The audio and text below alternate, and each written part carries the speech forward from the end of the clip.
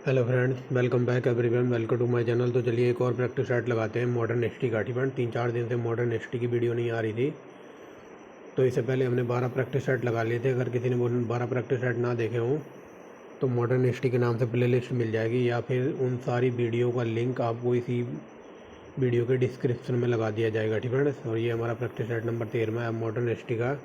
ठीक है, इससे पहले हम एंसेंट हिस्ट्री और मेडिवल हिस्ट्री एकदम डिटेल में कंप्लीट देख चुके हैं। ठीक है, अगर किसी को रामचरण शर्मा की बुक से, ठीक है, या फिर मध्यकालीन भारत सतीश चंद्रा की बुक से थ्योरी पढ़नी हो, ठीक है, तो उन सब वीडियो का लिंक भी इसी वीडियो के डिस्क्रिप्शन में लगा दिया गया है। ठीक है, तो आप जाके देख सकते हैं वहाँ पर। ठीक है, थ्योरी पढ़ना चाहते हो तो थ्योरी, ठीक है, अगर एमसीक्यू फॉर्म में देखना चाहते हो तो एमसीक्यू का भी लिंक आपको इसी वीडियो में मिल जाएगा। ठीक है, और इसमें हम देखेंगे, लास्ट वीडियो हमने देख लिया था, ठीक है, जो भी रिपोर्ट वगैरह आई थी, स्वराज पार्टी का गठन वगैरह हुआ था। ठीक है, और उसके बाद आज हम देखेंगे साइमन कमीशन का आगमन और नेहरू रिपोर्ट। ठीक है, ये very very most important topic है, जैसा कि लिखा हुआ है। ठीक है, जैसा कि बुक में, ठीक है, जैसे बुक में चैप्टर दिए हुए हैं, जिस जिस घटना कालानुक्रम में लगानी है, ठीक है, तो उसी हिसाब से हम सिक्वेंस में चल रहे हैं। ठीक है, जैसे बुक में हमारे चैप्टर दिए हुए हैं या फिर जो सी घटना कैसे हुई थी, तो उसी घटना को हम क्रम वाइज ही देख रहे हैं। ठीक है,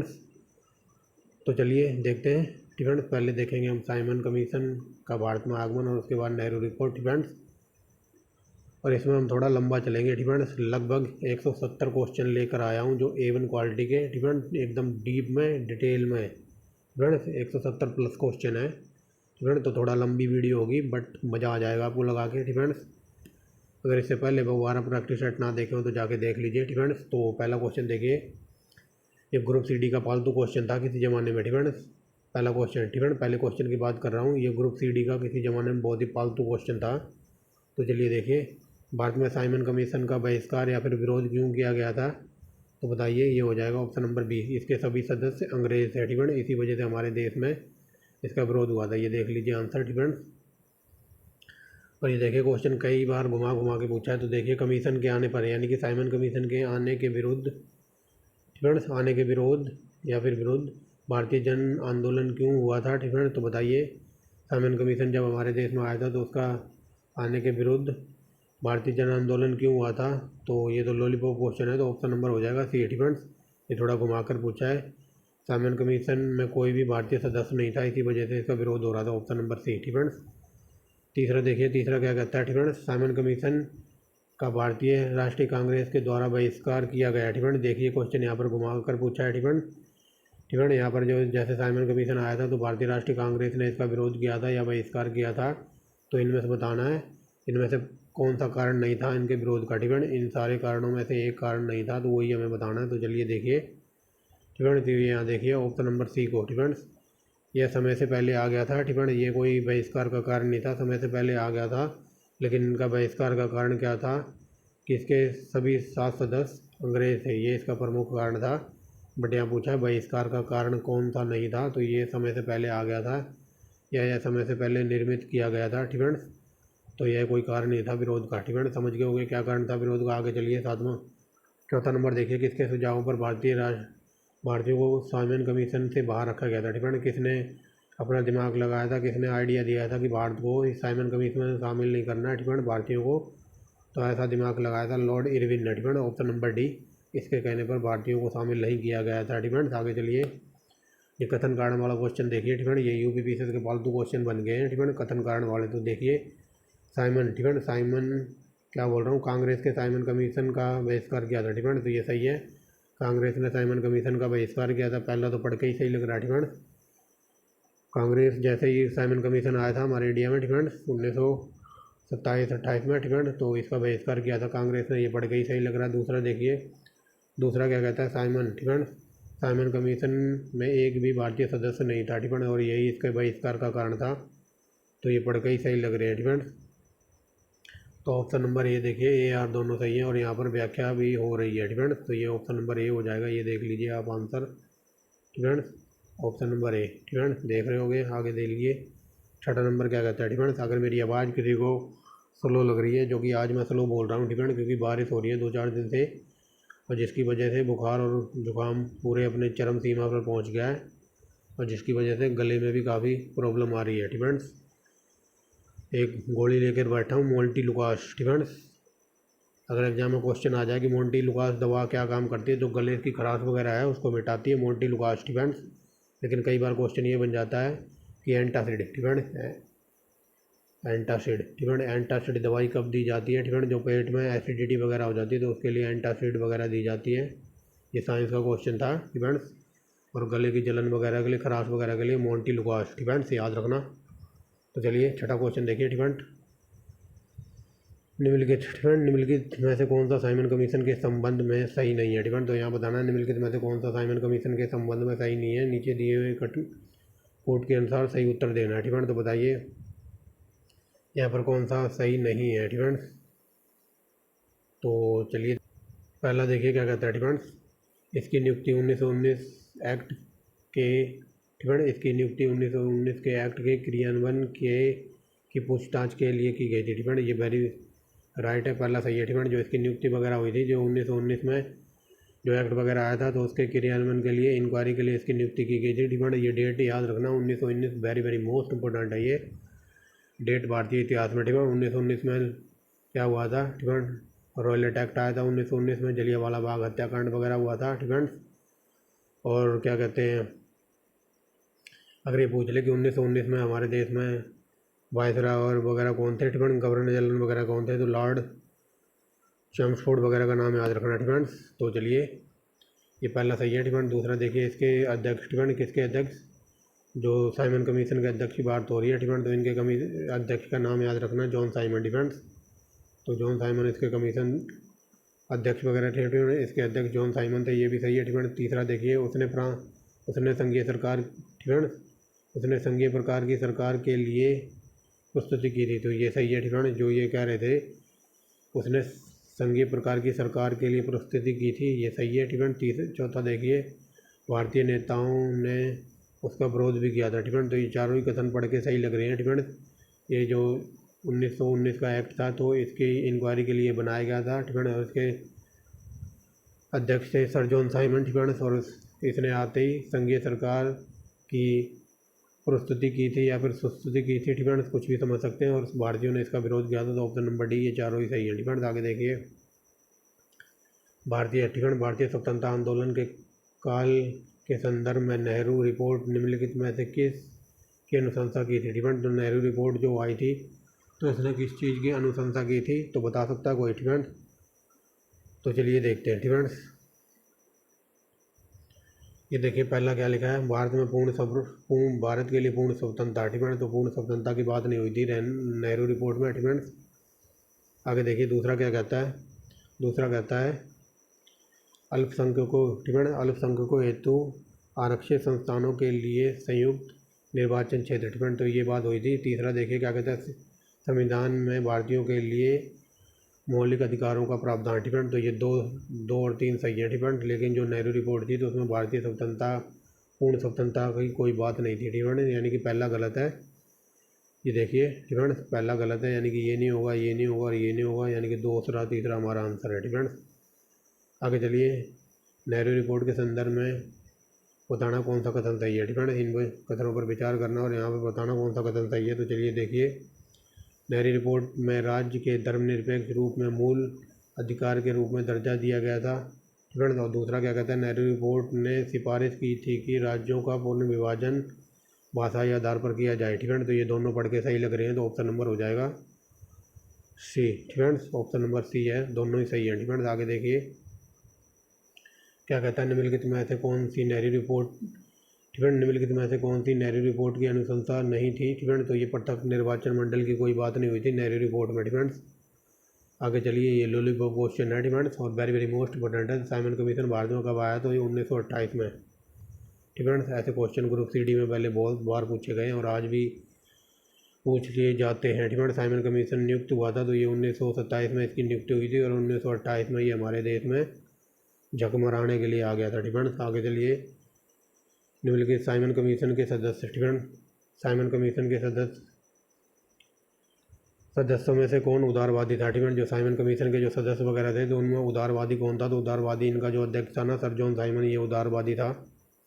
आगे चलेंगे। ठीक है, अगला क्वेश्चन देखिए क्या कहता है, निम्नलिखित में से कौन मोतीलाल नेहरू समिति का सदस्य नहीं था? तो ये अरविंदो घोष मोतीलाल नेहरू की समिति के अध्यक्ष नहीं थे। ठीक है, जो कि ये 3 नाम है, सुभाष चंद्र बोस, GR प्रधान और ये सर अली इनाम। ठीक है, इनका नाम वेरी वेरी मोस्ट इंपॉर्टेंट, इनका नाम याद रखना। और नेहरू रिपोर्ट से अरविंदो घोष का कोई लेना देना नहीं था। ठीक है, आगे चलिए 14वां नंबर क्या कहता है, एक सर्वदलीय सम्मेलन ने एक उप समिति। ठीक है, एक सर्वदलीय सम्मेलन ने एक उप समिति 1828 की नियुक्ति की थी। ठीक है, जिसमें कि अली इमाम, तेज बहादुर सप्रू। ठीक है, ये सप्रू लिखा हुआ है। ठीक है, ये सप्रू, इधर थोड़ा वो आर आना था, सप्रू तथा सुभाष चंद्र बोस थे। इस समिति की अध्यक्षता किसने की थी?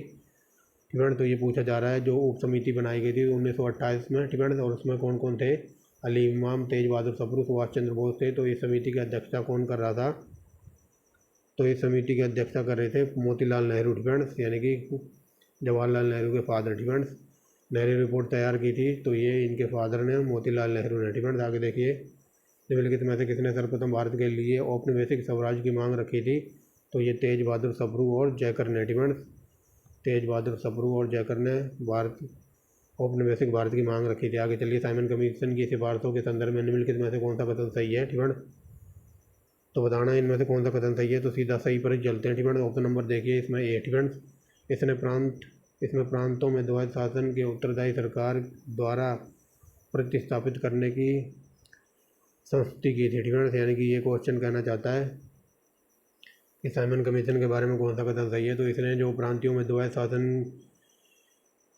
शासन लगाने की या द्वैध शासन अपनाने की बात कही थी। ठीक है, तो ऑप्शन नंबर हो जाएगा ए अपना। ठीक है, 18वां नंबर देखिए, कांग्रेस दल की उग्र शाखा ने। ठीक है, कांग्रेस दल की उग्र शाखा ने, जिसमें एक प्रमुख नेता जवाहरलाल नेहरू थे, इंडिपेंडेंट ऑफ इंडिया लीग की स्थापना की गई। वह लीग किसके विरोध के लिए स्थापित की गई थी? ठीक है, ये पूछा जा रहा है। कांग्रेस का जो उग्र दल था, ठीक है, तो उग्र दल के जो प्रमुख नेता थे जवाहरलाल नेहरू थे और इंडिया फॉर इंडिपेंडेंट लीग की स्थापना की गई थी। तो ये किसके विरोध में की गई थी? तो ये इसकी स्थापना की गई थी नेहरू रिपोर्ट के विरोध में। ठीक है, ऑप्शन नंबर सी। आगे चलिए, एकदम डीप लेवल के क्वेश्चन चल रहे हैं। ठीक है, तो देखते रहिए, थोड़ा कलर चेंज कर दें। ठीक है, अब चलते हैं। 19वां नंबर देखिए क्या कहता है, भारतीय स्वतंत्रता संग्राम के काल के संदर्भ में इंडियन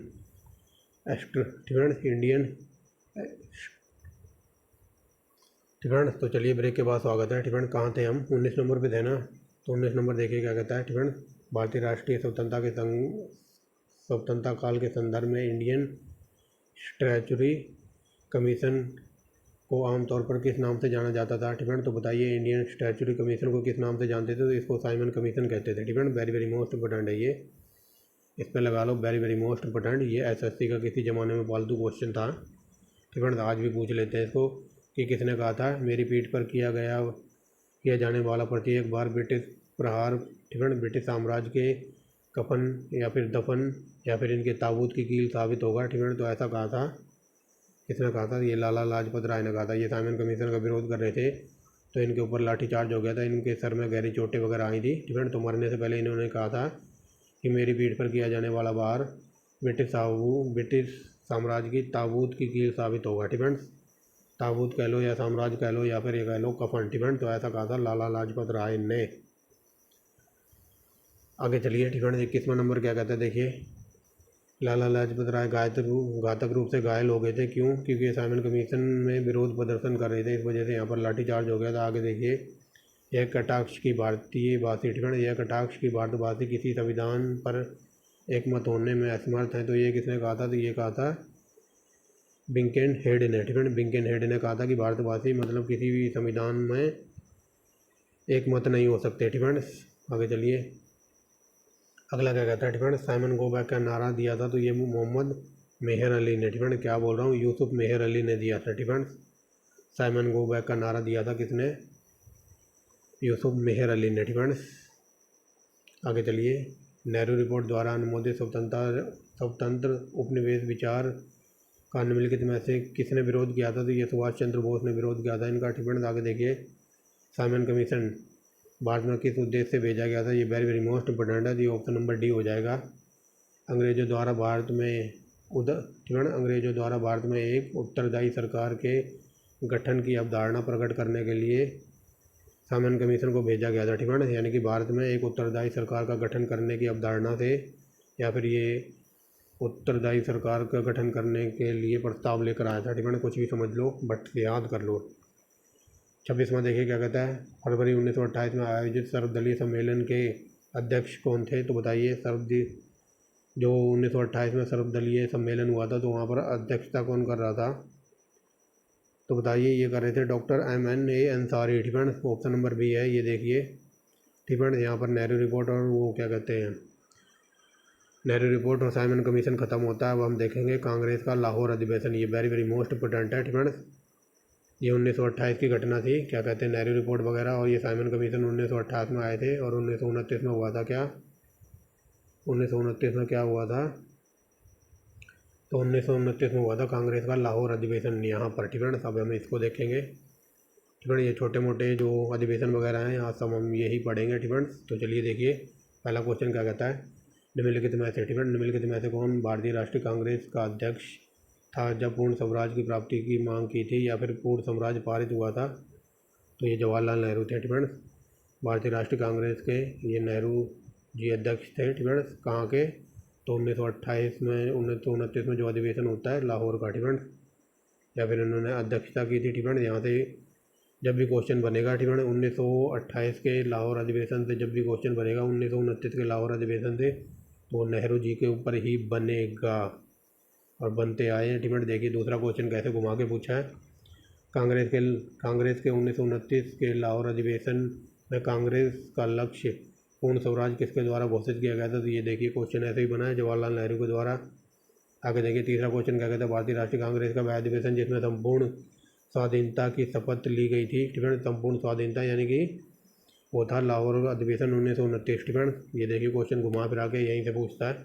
आगे देखिए, भारतीय राष्ट्रीय कांग्रेस ने पूर्ण स्वतंत्रता प्राप्ति का लक्ष्य किस वर्ष घोषित किया था? तो देखिए क्वेश्चन ऐसे भी बना है 1929। ठीक है, आगे देखिए, भारतीय राष्ट्रीय कांग्रेस का लाहौर अधिवेशन हुआ था तो 1929 में लाहौर अधिवेशन हुआ था, क्वेश्चन ऐसे भी बना है। आगे देखिए, ठीक है, छठा नंबर क्या कहता है, भारतीय राष्ट्रीय कांग्रेस के निम्नलिखित अधिवेशनों में से किसे की अध्यक्षता जवाहरलाल नेहरू ने प्रथम बार की थी? तो ये था लाहौर अधिवेशन 1929, ऑप्शन नंबर ए। ठीक है, क्वेश्चन ऐसे ही बना। आगे चलिए, पूर्ण स्वराज। ठीक है, पूर्ण स्वराज की वचनबद्धता के साथ भारत में प्रथम स्वतंत्रता दिवस कब मनाया गया? तो 26 जनवरी 1930 को मनाया गया, ये वेरी वेरी मोस्ट इंपोर्टेंट है।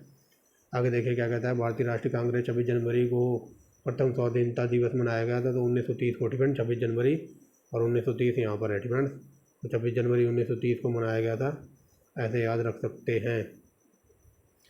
नंबर देखिए क्या कहता है, ठीक है, भारतीय राष्ट्रीय कांग्रेस का लाहौर अधिवेशन 1929 के इतिहास में इसलिए प्रसिद्ध है। ठीक है, 1929 के इतिहास में भारतीय राष्ट्रीय कांग्रेस का लाहौर अधिवेशन क्यों प्रसिद्ध है? ठीक है, तो बताइए क्यों प्रसिद्ध है? तो ये हो जाएगा ऑप्शन नंबर ए। ठीक है, ऑप्शन नंबर ए यानी कि पहला ठीक है हमारा। कांग्रेस ने पूर्ण स्वराज की मांग का संकल्प पारित किया था, इसलिए ये 1929 का लाहौर अधिवेशन इतिहास में बहुत प्रसिद्ध है। ठीक है, क्योंकि यहाँ पर पहली बार पूर्ण स्वराज की मांग का लक्ष्य रखा गया था। 10वां नंबर देखिए क्या कहता है, भारतीय, ठीक है, क्या बोल रहा हूँ, स्वतंत्रता आंदोलन के इतिहास में भारतीय राष्ट्रीय कांग्रेस का 1929 का अधिवेशन इसलिए महत्वपूर्ण है क्योंकि इस अधिवेशन में बताइए क्या क्या था? ठीक है, कांग्रेस का लक्ष्य तौर पर पूर्ण स्वराज को स्वीकृत किया गया था। ठीक है, तो ये हो जाएगा ऑप्शन नंबर बी। ये देखिए, कांग्रेस के लक्ष्य के तौर पर पूर्ण स्वराज प्राप्ति का लक्ष्य यहाँ पर लिया गया था, इसलिए प्रसिद्ध है। ठीक है, मैंने कहा ना यहाँ से क्वेश्चन बनेगा तो ऐसे ही घुमा फिरा के पूछता रहता है। ठीक है, ये देखिए 1929 में भारतीय राष्ट्रीय कांग्रेस के लाहौर अधिवेशन की अध्यक्षता तो ये नेहरू जी ने की थी। ठीक है, आगे चलिए, पूर्ण स्वराज संकल्प को भारतीय राष्ट्रीय कांग्रेस के लाहौर अधिवेशन में किसने प्रस्तुत किया था? ये नेहरू ने किया था। ठीक है, आगे चलिए, अगला क्या कहता है, निम्नलिखित में से कौन सा 1929 के लाहौर अधिवेशन में पारित संकल्प में शामिल नहीं था? तो ये अनटचेबिलिटी, फ्रेंड्स, यानी कि छुआछूत का अंत, या फिर कह लो अनटचेबिलिटी, या फिर कह लो अस्पृश्यता का अंत। ठीक है, अस्पृश्यता का अंत जो कि पॉलिटी में है, किसमें? पॉलिटी के आर्टिकल नंबर 17 में। ठीक है, पॉलिटी का आर्टिकल नंबर 17 पढ़ाओ, ना पढ़ाओ तो पढ़ा दूंगा। ठीक है, अभी थोड़ा हमको इनसे फुर्सत हो लेने दो, इन 3 सब्जेक्टों से। फिर उसके बाद हमारी पॉलिटी चलेगी और बायोलॉजी, और चलेगी साथ साथ में इंडियन ज्योग्राफी, ठीक है ना। और साथ साथ में मैंने जो UPPCS के मोस्ट इम्पोर्टेंट टॉपिक वगैरह हैं, जैसे कि भारत के राष्ट्रीय उद्यान वगैरह, भारत के जो नृत्य वगैरह हैं, ठीक है, तो इनकी वीडियो भी साथ साथ में आपको मिलती रहेगी। 2 वीडियो अपलोड हो गई हैं, ठीक है ना। UPPCS के नाम से प्ले लिस्ट आपको बना दी जाएगी और उसमें ये सारी वीडियो लग जाएंगी मोस्ट इम्पोर्टेंट इवेंट्स। तो यहाँ पर जो 1929 का लाहौर अधिवेशन था, तो अनटचेबिलिटी की, उन्मूलन की बात नहीं कही गई थी, ठीक है। आगे देखिए क्या कहता है। 31 दिसंबर 1929 को अर्धरात्रि के समय राष्ट्रीय ध्वज किसने फहराया था, तो फहराया था जवाहरलाल नेहरू ने, ठीक है। आगे देखिए क्या कहता है। किसने 1921 में पहली बार पूर्ण स्वतंत्रता की मांग को सामने उठाया था या फिर रखा था, तो ये थे मौलाना हजरत मोहानी, ठीक है। वेरी वेरी मोस्ट इम्पोर्टेंट है ये। आगे देखिए, दिसंबर 1929 के लाहौर कांग्रेस अधिवेशन ने जोर दिया था, तो किस पर जोर दिया था, पूर्ण स्वराज्य पर, ठीक है। Option number B. आगे देखिए, कांग्रेस, ठीक है, जवाहरलाल नेहरू ने भारतीय राष्ट्रीय कांग्रेस की पहली बार अध्यक्ष बने थे या फिर अध्यक्षता की थी, तो ये की थी लाहौर अधिवेशन 1929 में, ठीक है। यहाँ पर लाहौर अधिवेशन वगैरह ख़त्म होता है। अब चलते हैं थोड़ा महात्मा गांधी जी की तरफ, ठीक है। तो इसमें हम देखेंगे सविनय अवज्ञा आंदोलन, ठीक है, और फिर देखेंगे दांडी मार्च वगैरह, ठीक है। ये very very most important topic जैसे बुक में दिए हैं वैसे ही मैंने PDF में टाइप करे हैं, ठीक है। तो चलिए देखिए, पहला क्वेश्चन क्या कहता है।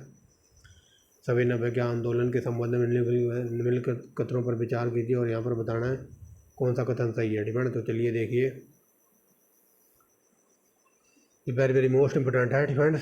महात्मा गांधी, ठीक है, गांधी इरविन समझौते के अंतर्गत कांग्रेस ने सविनय अवज्ञा आंदोलन को स्थगित करना स्वीकार कर दिया था, ठीक है। तो ये बताइए सही है, ठीक है।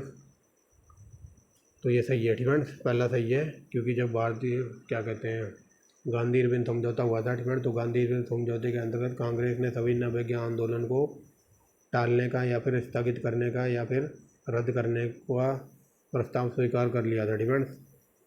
दूसरा देखिए, दूसरा क्या कहता है।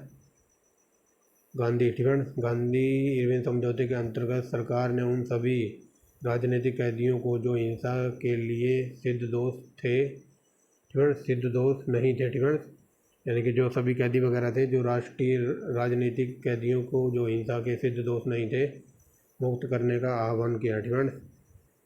तो बताइए कौन सा कथन यहाँ पर सही है, ठीक है। तो ये दोनों ही सही है, ये भी सही है, ठीक है, और ये भी सही है, क्योंकि जब गांधी इरविन समझौता वगैरह हुआ था तो गांधी जी वगैरह ये कह रहे थे जो हमारे देश के जो राजनीतिक सैनिक वगैरह हैं, ठीक है, और जो हिंसा से दोष सिद्ध दोष नहीं है, ठीक है, जो इनका कोई दोष वगैरह नहीं है, जो कोई इनोसेंट है या फिर गुनहगार नहीं है, ठीक है, तो उनको मुक्त करने का आश्वासन गांधी जी ने रखा था किसके सामने, तो इस इरविन के सामने रखा था। बस इसने ऐसा किया नहीं, ठीक है, इसने ठुकरा दिया था।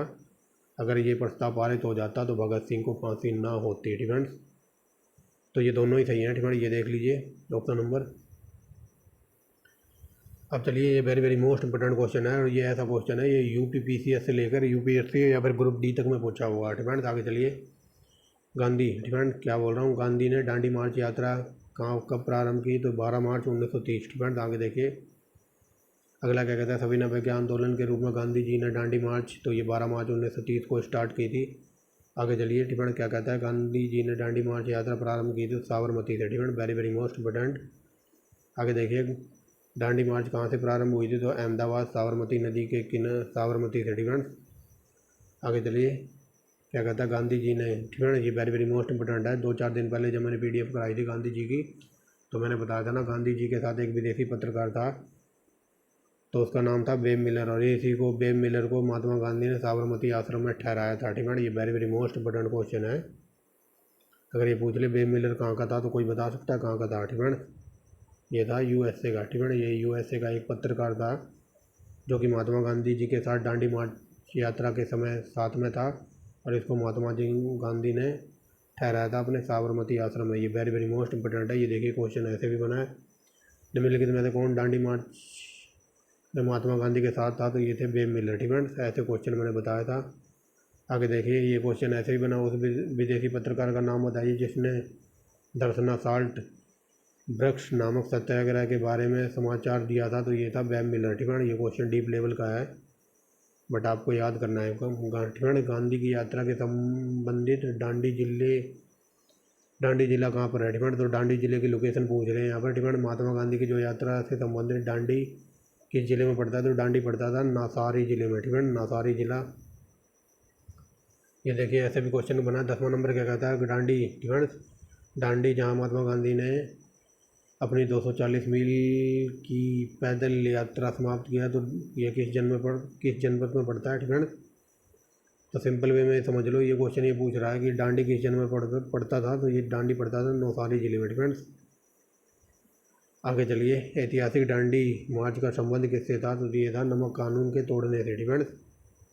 महात्मा गांधी जी ने जाके वहाँ पर नमक कानून तोड़ा था डिपेंड्स, याद रखना नमक कानून के तोड़ने से था डिपेंड्स। आगे चलिए, अगला क्या कहता है, नमक सत्याग्रह के समय महात्मा गांधी जी गिरफ्तार हो जाने के बाद यह आंदोलन महात्मा गांधी के बाद किसने स्थान ले लिया था, तो ये थे अब्बास तैयब जी डिपेंड। महात्मा गांधी जी की गिरफ्तारी वगैरह हो गई थी, तो इस आंदोलन को महात्मा गांधी के बाद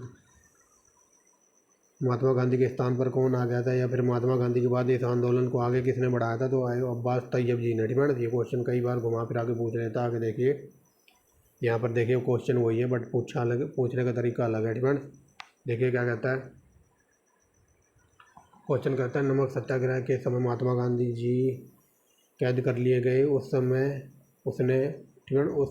उसने आंदोलन के नेता के रूप में उनका स्थान किसने लिया, तो ये अब्बास तैयब जी ही थे, ऑप्शन नंबर डी डिपेंड। ये क्वेश्चन ऐसे भी बना है।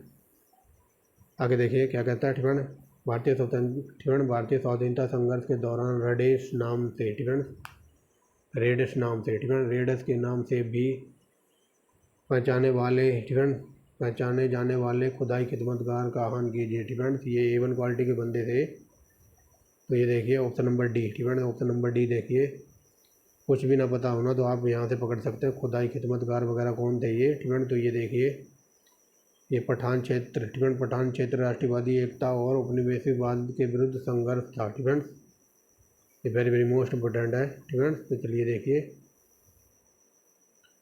अगला क्या कहता है, अंग्रेजों के विरुद्ध खान अब्दुल खान गफ्फार द्वारा चलाया गया आंदोलन क्या था, तो ये रेड कुर्ती आंदोलन। ये वेरी वेरी मोस्ट इम्पोर्टेंट है डिपेंड। रेड कुर्ती आंदोलन के नेता कौन थे, तो खान अब्दुल खान गफ्फार खान डिपेंड। आगे चलिए, लाल कुर्ती दल संगठित किया था, तो किसने किया था डिपेंड, तो ये खान अब्दुल खान गफ्फार खान ने स्थापित किया था। और क्यों किया था, तो ये अंग्रेज़ों को इंडिया से बाहर निकालने के लिए डिपेंड। ऑप्शन नंबर सी हो जाएगा। आगे देखिए, खुदाई खिदमतगार संगठन की स्थापना किसने की थी, या फिर संस्थापक कौन थे, तो ये खान अब्दुल खान गफ्फार खान। ये वेरी वेरी मोस्ट इम्पोर्टेंट लगाओ डिपेंड। फ्रंटियर गांधी कहा जाता था इनको, या फिर कहा जाता था सीमांत गांधी डिपेंड। तो ये थे खान अब्दुल खान गफ्फार, और ये पहले विदेशी थे जिनको भारत रत्न मिला था depend. Very very most important है ये। इनको कहते थे सीमांत गांधी, या फिर फ्रंटियर गांधी, या फिर कहते थे समकालीन गांधी। और ये पहले विदेशी थे जिनको भारत रत्न मिला था। जब भारत वगैरह का बंटवारा हुआ तो सबसे ज़्यादा यही रोए थे डिपेंड। तो सबसे ज़्यादा यही रोए थे, कई बार बता दिया है डिपेंड। और फिर ये अपने देश वगैरह छोड़कर ये अफ़गानिस्तान वगैरह की तरफ, जो ये बलूचिस्तान वगैरह का इलाका है, ये वहाँ पर जाके रहने लगते हैं डिपेंड। फिर जब हमारे देश की इंदिरा गांधी प्रधानमंत्री बनती है डिपेंड्स, तो इनको इंदिरा गांधी बुलावा दिया जाता है कि खान अब्दुल खान गफ्फार खान को इंडिया आने का न्योता दिया जाता है। जब ये इंडिया में आते हैं डिपेंड, जो आज दिल्ली में इंदिरा गांधी जो एयरपोर्ट बना हुआ है, ये वहाँ पर लैंड करते हैं, तो इनको रिसीव करने जाती है। उस टाइम की प्रधानमंत्री थी इंदिरा गांधी डिपेंड्स। तो ये उनको रिसीव करने जाती है, तो ये काफ़ी बूढ़े हो गए होते हैं जब ये आते हैं, खान अब्दुल खान गफ्फार खान डिपेंड। तो ये बहुत ही बूढ़े हो जाते हैं जब ये इंदिरा गांधी इनको देखती हैं, तो ये काफ़ी उस टाइम ओल्ड एज हो जाते हैं, बूढ़े डिपेंड। तो इनके हाथ में एक पोटली होती है, तो इंदिरा गांधी कहती है गफ्फार खान जी लाओ ये पोटली मुझे दे दीजिए, आप काफ़ी बूढ़े हो गए हो डिपेंड्स, इस पोटली को मुझे दे दीजिए, मैं इसका बोझ उठा लेती हूँ। तो खान अब्दुल खान गफ्फार खान कहते हैं नहीं, ये पोटली मैं किसी को नहीं दे सकता, इसमें मेरे देश भारत की मिट्टी है डिपेंड। उस देश की मिट्टी है जिसको आज़ाद कराने के लिए मैंने दिन रात एक कर दिया था डिपेंड। इसमें मेरे भारत देश की मिट्टी है, और ये मुझे हमेशा आगे बढ़ने की प्रेरणा देती है, और ये मिट्टी जहाँ भी मैं जाता हूँ ये मेरे साथ जाती है डिपेंड। कि मैं इतना भी बूढ़ा नहीं हुआ हूँ कि मैं अपने देश की मिट्टी का बोझ ना उठा सकूँ, ऐसा कुछ कहा था इंदिरा गांधी से इन्होंने डिपेंड जब ये मिलने आए थे इंदिरा गांधी एयरपोर्ट पे डिपेंड। बहुत लंबी कहानी है बट कहानी पर नहीं जाऊँगा मैं। आगे चलिए 20 नंबर देखिए क्या कहता है। कौन से प्रसिद्ध भारतीय नेता सीमांत गांधी के रूप में जाने जाते थे, ये बता दिया है। Option number 1 Khan Abdul Khan Ghaffar Khan depend. 21वां नंबर देखिए क्या कहता है डिपेंड। 21वां नंबर कहता है 1930 में पेशावर कांड से किसका संबंध था डिपेंड। किसका संबंध था, तो ये था चंद्र सिंह गढ़वाली डिपेंड, यानी कि पेशावर कांड से इनका नाम जोड़ा जाता था। आगे चलिए 22वां नंबर क्या कहता है। निम्नलिखित में से किसने पेशावर में अप्रैल 1930 में शांतिपूर्ण प्रदर्शनकारियों पर गोली चलाने से इनकार कर दिया था, तो ये थे Chandra Singh Garhwali depend. Very very most important है ये। आगे देखिए Garhwal resident depend. Garhwal regiment के सैनिक डिपेंड। गढ़वाल रेजिमेंट के सैनिकों ने प्रदर्शनकारियों पर गोली चलाने से इनकार कर दिया था। कब किया था, तो ये सविनय अवज्ञा आंदोलन के दौरान डिपेंड प्रदर्शनकारियों पर गोली चलाने से इनकार कर दिया था डिपेंड। ब्रिटिश जो गढ़वाल रेजिमेंट के सैनिक थे तो उन्होंने जो वहाँ पर विरोध प्रदर्शन कर रहे थे तो उन पर गोली चलाने से इनकार कर दिया था। कहाँ पर, सविनय अवज्ञा आंदोलन के दौरान। आगे चलिए निम्नलिखित में से कौन सा कथन महात्मा गांधी की डांडी यात्रा के दौरान सत्य है डिपेंड। तो ये बताना महात्मा गांधी की जो डांडी मार्च था तो उसके बारे में बताना कौन सा कथन गलत है डिपेंड। तो चलिए देखते हैं पहला क्वेश्चन क्या कहता है। यह पूर्णतः पैदल यात्रा थी, ठीक है। 394 किलोमीटर गांधी जी पैदल चल के गए थे डिपेंड। 394 किलोमीटर याद रखना, 394 किलोमीटर की दूरी उन्होंने पैदल चल कर तय की थी डिपेंड। अगर ये पूछ ले एक दिन में कितना चलते तो ये 16 से 17 किलोमीटर चलते थे डिपेंड। आगे चलिए दूसरा देखिए क्या कहता है। साबरमती आश्रम से प्रारंभ होकर इसका समापन दांडी में हुआ था, ये वेरी करेक्ट है डिपेंड। तीसरा देखिए साबरमती आश्रम से शुरू यात्रा 24 दिनों में पूरी की गई डिपेंड, तो ये सही है। 3 सही हो गए तो चौथा ऑलरेडी गलत है डिपेंड। ये क्यों गलत है, क्योंकि ये 15 मार्च नहीं था, ये 12 मार्च को स्टार्ट हुई थी डिपेंड। समझ गए होगे इसलिए गलत है। आगे देखिए गांधी के दांडी मार्च के संबंध में कौन सा कथन गलत है डिपेंड। दोबारा गलत देखना है तो चलिए देखते हैं। पहले सही देख रहे थे डिपेंड। यह साबरमती आश्रम से दांडी ग्राम तक मार्च स्टार्ट, ये सही है। नमक कर का विरोध करना इसका विशेष प्रयोजन था, ये भी सही है। समुद्र के किनारे पहुंचकर गांधी जी ने नमक बनाया नहीं था जी डिपेंड, यही गलत है।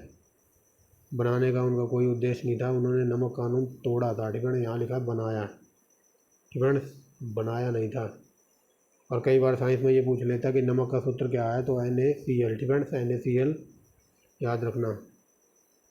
और ये पूरी मात्रा पैदल थी डिपेंड, नमक बनाया नहीं था। ये देखिए यहाँ पर बताना कौन सा कथन गलत है दांडी मार्च के संदर्भ में डिपेंड। यहाँ पर बताना कौन सा कथन गलत है डिपेंड, तो ये देख लीजिए गलत पे ही चलते हैं।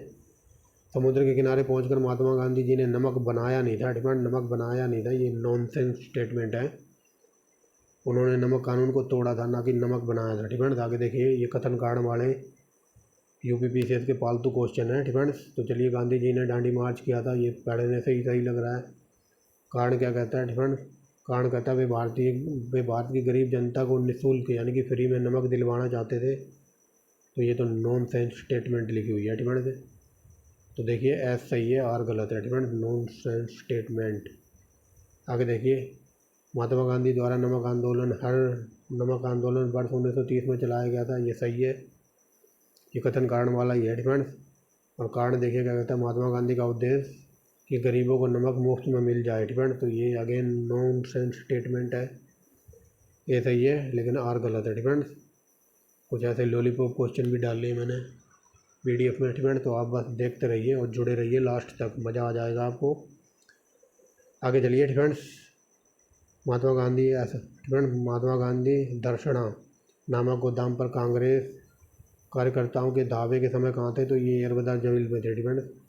जो ये दर्शना नामक गोदाम था अंग्रेज़ों का, यहाँ पर नमक भरा हुआ था, तो यहाँ पर कांग्रेस के कार्यकर्ताओं ने दावा बोल दिया और उस टाइम गांधी जी थे येरवदा जेल में डिपेंड। और कई बार क्वेश्चन डीप में बन जाए कि महात्मा गांधी ने कौन सी जेल को मंदिर का दर्जा दिया था, तो येरवदा जेल को मंदिर का दर्जा दिया था, जो कि हम पिछले पार्टों में देख चुके हैं डिपेंड। आगे चलिए आचार्य विनोबा भावे ने किस आंदोलन में भाग लेने के लिए इनको प्रथम बार गिरफ्तार किया गया था, तो ये था सविनय अवज्ञा आंदोलन डिपेंड। और ये हरियाणा PCS का 2022 का एग्ज़ाम हुआ है। तो ये आचार्य विनोबा भावे से लगभग 3-4 क्वेश्चन पूछे गए हैं स्टूडेंट्स।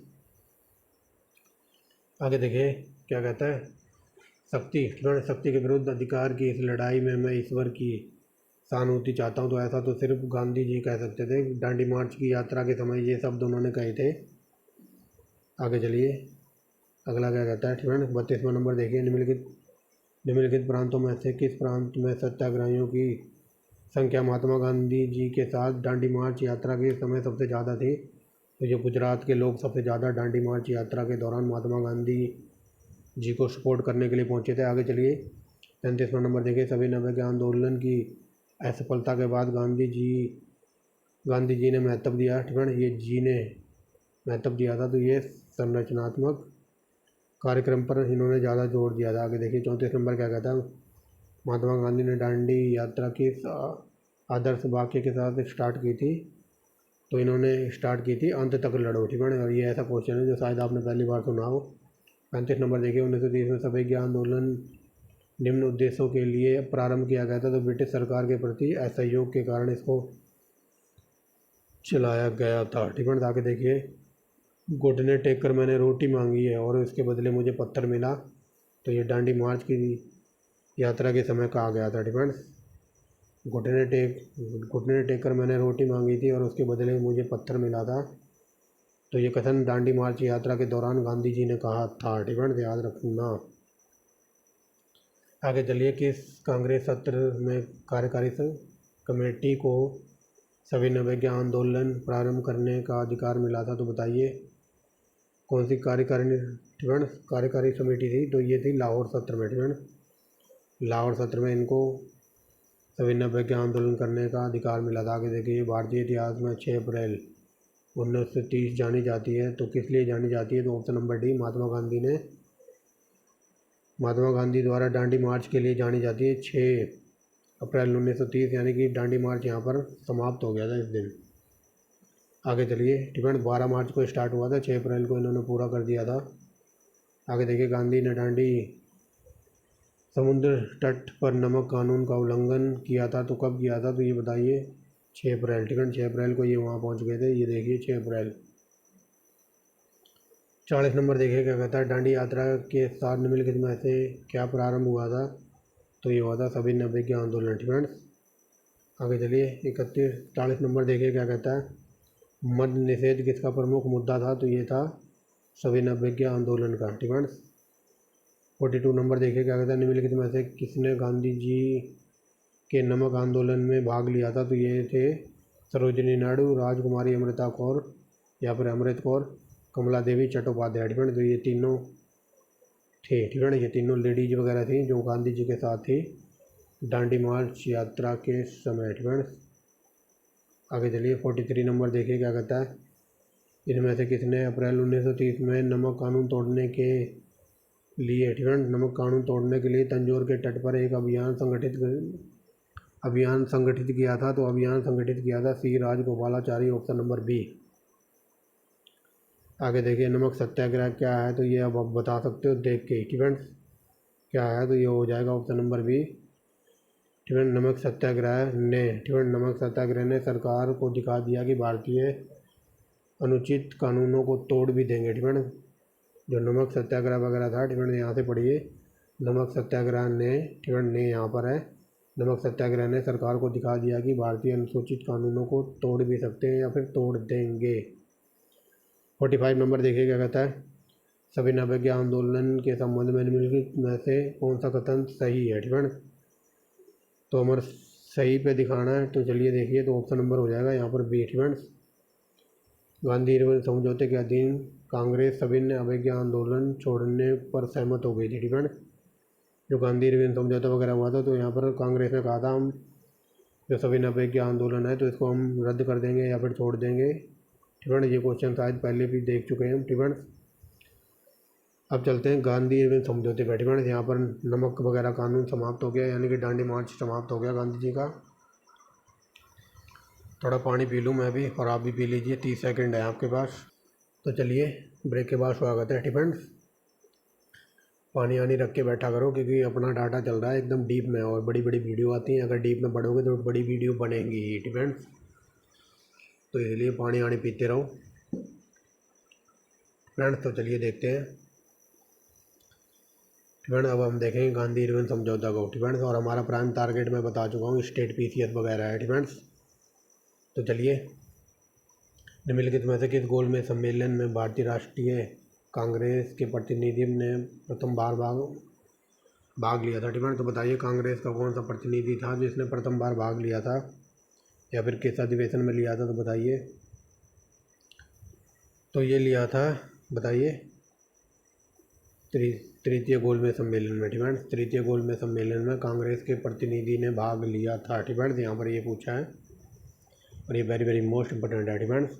यहाँ पर पूछा किस गोलमेज सम्मेलन में कांग्रेस ने अपना बंदा या फिर प्रतिनिधि प्रथम बार भेजा था या फिर भाग लिया था फ्रेंड्स। तो तृतीय गोलमेज सम्मेलन में कांग्रेस ने अपना प्रतिनिधि या फिर कोई बंदा भेजा था फ्रेंड्स इसमें भाग लेने के लिए, समझ गए होंगे। आगे चलिए फ्रेंड्स, द्वितीय गोलमेज सम्मेलन में फ्रेंड्स, द्वितीय गोलमेज सम्मेलन 1931 में कांग्रेस के प्रतिनिधि के रूप में भाग किसने लिया था, तो ये लिया था महात्मा गांधी ने। ये वेरी वेरी मोस्ट इम्पोर्टेंट है और कई बार ये पूछ लेता कि तीनों गोलमेज सम्मेलन में भाग लेने वाला बंदा कौन था या फिर व्यक्ति कौन था, तो वो थे BR Ambedkar friends. BR Ambedkar याद रखेंगे फ्रेंड्स। ये देखिए आ ही गया फ्रेंड्स, तीनों गोलमेज सम्मेलन में भाग किसने लिया था, तो BR अम्बेडकर ने लिया था। Very very most important. आगे देखिए क्या कहता है, चौथा नंबर क्या कहता है, निम्नलिखित में से किसने तीनों गोलमेज सम्मेलन में भाग लिया था, तो BR अम्बेडकर ने लिया था friends. Very very most important है ये। कौन सा गोलमेज सम्मेलन 1932 में हुआ था, तो तीसरा गोलमेज सम्मेलन 1932 में हुआ था, गांधी इरविन समझौता। तो ये लिख लो 5/3/1931 फ्रेंड्स। 5/3/1931, 5 मार्च 1931 को हुआ था। ये वेरी वेरी मोस्ट इम्पोर्टेंट है। गांधी इरविन समझौता हुआ था तो 1931 में। यहाँ पर सन पूछ लिया है फ्रेंड्स। ये क्वेश्चन ऐसे भी बना है, महात्मा गांधी और इरविन के बीच समझौते पर हस्ताक्षर कब हुए थे, तो 1931 में। बस पूछने का तरीका अलग है, बाकी आंसर वही है फ्रेंड्स। आगे देखिए, निम्नलिखित कथनों पर विचार कीजिए और यहाँ बताना है कौन सा कथन सही है फ्रेंड्स। तो चलिए देखते हैं कौन सा कथन सही है। तो चलिए देखते हैं पहला कथन क्या कहता है। प्रथम गोलमेज सम्मेलन में डॉक्टर BR अम्बेडकर ने दलित वर्गों के लिए अलग निर्वाचन मंडल की मांग रखी फ्रेंड्स। तो ये पढ़ने से ही सही लग रहा है। दूसरा देखिए क्या कहता है, पूना पैक्ट में स्थानीय निकायों और सिविल सेवाओं में दलित वर्गों के प्रतिनिधित्व के लिए विशेष उपबंध रखे गए। ये दूसरा भी सही है फ्रेंड्स। तीसरा देखिए, तृतीय गोलमेज सम्मेलन में भारतीय राष्ट्रीय कांग्रेस ने भाग नहीं लिया था फ्रेंड्स। तो ये तीनों ही सही है फ्रेंड्स। अगर ये पूछ ले भारतीय राष्ट्रीय कांग्रेस ने भाग किस में लिया था, तो सेकंड गोलमेज सम्मेलन में भाग लिया था, ना तो पहले और ना ही तीसरे में भाग लिया था फ्रेंड्स। समझ गए होंगे। तो यहाँ लिखा भारतीय राष्ट्रीय कांग्रेस ने तृतीय गोलमेज सम्मेलन में भाग नहीं लिया, तो ये तीनों सही है फ्रेंड्स। ये देख लीजिए ऑप्शन नंबर D। आगे चलिए, यहाँ पर बताना है किन्होंने महात्मा गांधी और इरविन के समझौते पर हस्ताक्षरित होने में एक महत्वपूर्ण भूमिका निभाई थी। मतलब गांधी इरविन समझौते में जो भी है इन लोगों में से किन्होंने महत्वपूर्ण भूमिका निभाई थी, तो ये निभाई थी, बताइए। ये थे तेज बहादुर सप्रू और MR जयकर फ्रेंड्स। और दूसरा और चौथा, यानी कि दूसरा और चौथा फ्रेंड्स, तेज बहादुर सप्रू और MR जयकर ने प्रमुख भूमिका निभाई थी, लीडिंग फ्रॉम द फ्रंट जिसको बोलते हैं। आगे चलिए, गांधी इरविन समझौते में हस्ताक्षरित होने में किन की महत्वपूर्ण भूमिका थी, तो बताइए किसने महत्वपूर्ण भूमिका निभाई थी या फिर किसने प्रथम अग्रणी रोल निभाया था, तो ये थे तेज बहादुर सप्रू फ्रेंड्स। ये सपनू नहीं है, ये सप्रू है फ्रेंड्स। ये सप्रू ऐसे लिखते हैं फ्रेंड्स। क्या लिख दिया मैंने भी फ्रेंड्स, तो ये ऐसे लिखते हैं सप्रू फ्रेंड्स। ये थोड़ा यहाँ प्रिंटिंग मिस्टेक है, क्योंकि कीबोर्ड से वो भी कंप्यूटर पर टाइप करना हिंदी में एकदम माउंटेन चढ़ना जैसा है फ्रेंड्स। आगे चलिए, निम्नलिखित में से किन व्यक्तियों ने द्वितीय गोलमेज सम्मेलन में भाग लिया था, तो ये लिया था महात्मा गांधी, सरोजिनी नायडू और आई थिंक थे मदन मोहन मालवीय, लेकिन मौलाना आज़ाद का इससे कोई लेना देना नहीं था। तो ये देखिए 1 2 3 फ्रेंड्स। मौलाना आज़ाद नहीं थे यहाँ पर। ठीक है, आगे चलिए। लंदन में द्वितीय गोलमेज सम्मेलन की असफलता इनकी छत्र छाया में हुआ। ठीक है, यानी कि जो लंदन में जो दूसरा गोलमेज सम्मेलन वगैरह हुआ था तो किसकी छत्र छाया में हुआ था, तो गांधी इरविन समझौते की छत्र छाया में हुआ था। ठीक है, आगे चलिए।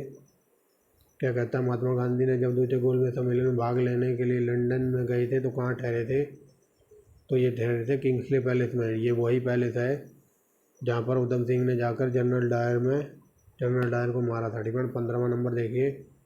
द्वितीय में गोलमेज सम्मेलन में कांग्रेस के एक प्रतिनिधि के रूप में भाग लेने के लिए महात्मा गांधी मुंबई से लंदन गए थे, और उस पानी वाले जहाज़ का नाम बताना है तो वो था SS राजपुताना जहाज़। ठीक है, इस जहाज़ से मतलब एक पानी का जहाज़ था तो उसका नाम था SS राजपुताना, और इसमें महात्मा गांधी मुंबई टू लंदन गए थे। ठीक है, आगे चलिए। निम्नलिखित कथनों पर विचार कीजिए, यहाँ पर बताना कौन सा कथन सही है। ठीक है,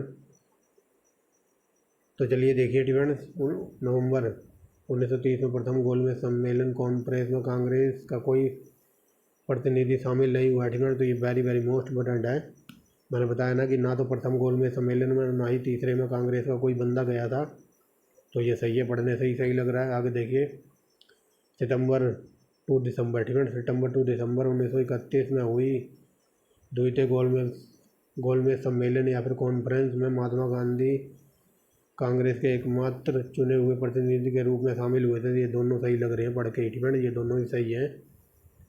ना तो कांग्रेस ने पहले अधिवेशन में ना ही तीसरे में भाग लिया था, और दूसरे में सिर्फ गांधी जी को भेजा था कि आप जाइए, और ये वहाँ से खाली हाथ लौट कर आ गए थे गांधी जी। ठीक है, आगे चलिए। निम्नलिखित में से किसने भारतीय राष्ट्रीय कांग्रेस के कराची अधिवेशन में महात्मा गांधी की लोकप्रियता और सम्मान की प्रकाष्ठा की थी, या फिर सम्मान और प्रकाष्ठा माना था, तो बताइए। तो ऐसा कौन कर सकता है, ये ऐसा तो सुभाष चंद्र बोस कर सकते हैं। ठीक है, इन्होंने महात्मा गांधी की लोकप्रियता और सम्मान की प्रकाष्ठा माना है, तो ये क्या कहते हैं, सुभाष चंद्र बोस ने। ठीक है, लेकिन ये डेट बहुत ही वेरी वेरी मोस्ट इम्पोर्टेंट है। कराची अधिवेशन 1931 में हुआ था, जिसकी अध्यक्षता की थी सरदार वल्लभ भाई पटेल ने। ठीक है, सरदार वल्लभ भाई पटेल ने ये इसकी अध्यक्षता की थी, और यही वो गोलमेज सम्मेलन है जिसमें महात्मा गांधी जी को काले झंडे दिखाए गए थे। ठीक है, क्योंकि ये खाली हाथ वगैरह आ गए थे वहाँ से, याद रखेंगे, लंदन से। ठीक है, और यही वो गोलमेज सम्मेलन है जिसमें महात्मा गांधी ने कहा था कि गांधी मर सकते हैं लेकिन गांधीवाद जिंदा रहेगा। ठीक है, तो चलिए देखिए अगला क्वेश्चन। निम्नलिखित में से भारतीय राष्ट्रीय कांग्रेस के किस अधिवेशन में गांधी ने कहा था गांधी मर सकते हैं लेकिन गांधीवाद जिंदा रहेगा, तो अभी बता दिया है, कराची का अधिवेशन 1931। ठीक है, आगे चलिए। निम्नलिखित में से किसने 1931 में कराची अधिवेशन में मौलिक अधिकारों का प्रस्ताव रूप तैयार किया था, तो ये जवाहरलाल नेहरू ने किया था। ये सब हम ऑलरेडी डिटेल में देख चुके हैं। आगे देखिए। निम्नलिखित में से किसने भारतीय राष्ट्रीय कांग्रेस के कराची अधिवेशन का सभापति था या फिर अध्यक्ष था। ठीक है, ये क्वेश्चन ऐसे पूछने की कोशिश कर रहा है कि जो 1931 में कांग्रेस का जो कराची का अधिवेशन हुआ था तो वहाँ पर सभापति या फिर अध्यक्ष कौन था, तो ये थे सरदार वल्लभ भाई पटेल। ठीक है, ये जो बता दिया मैंने। अगला देखिए। भारतीय राष्ट्रीय कांग्रेस के किस अधिवेशन में गांधी और इरविन समझौते का अनुदान हुआ था, तो ये था कराची अधिवेशन। ठीक है, कराची अधिवेशन 1931 में हुआ था, और 1931 में ही गांधी और इरविन समझौता वगैरह का अनुमोदन किया गया था। ठीक है, समझ रहे होगे, समझदार तो आप बचपन से ही हो। आगे चलिए। गांधी इरविन समझौते में किस आंदोलन को रोकने का प्रावधान किया गया था, तो ये पढ़ा दिया है। सभी 90 के आंदोलन कांग्रेस राज्यों के देश को रोकने के लिए निम्नलिखित में से किसका स्थगन गांधी इरविन समझौते के लिए किया जाना प्रस्तावित था, तो सभी 90 के आंदोलन को रोका जाना था। ठीक है, आगे चलिए। निम्नलिखित में से किस भारतीय नेता ने लंदन के प्रथम गोलमेज सम्मेलन में कॉन्फ्रेंस में भाग लिया था, तो ये थे मौलाना मोहम्मद अली। ठीक है, आगे चलिए। ब्रिटिश सरकार द्वारा लंदन में भारतीय नेताओं का प्रथम गोलमेज सम्मेलन तो 1930 में हुआ था। Very very most important. आगे देखिए। प्रथम गोलमेज सम्मेलन के बारे में कौन सा कथन सही नहीं है। ठीक है, तो ऑप्शन नंबर डी को देखिए। इसमें कांग्रेस प्रतिनिधिमंडल ने भाग लिया था। ठीक है, कांग्रेस ने, ये पूछ रहा है प्रथम गोलमेज सम्मेलन के बारे में कौन सा कथन सही नहीं है, तो कांग्रेस ने ना तो प्रथम और ना ही तीसरे में भाग लिया था, तो ऑप्शन नंबर डी हमारा गलत है। ठीक है, समझ रहे होगे। ये देखिए यहाँ लिखा कांग्रेस के प्रतिनिधिमंडल ने इसमें भाग लिया था। ठीक है, तो ये गलत है।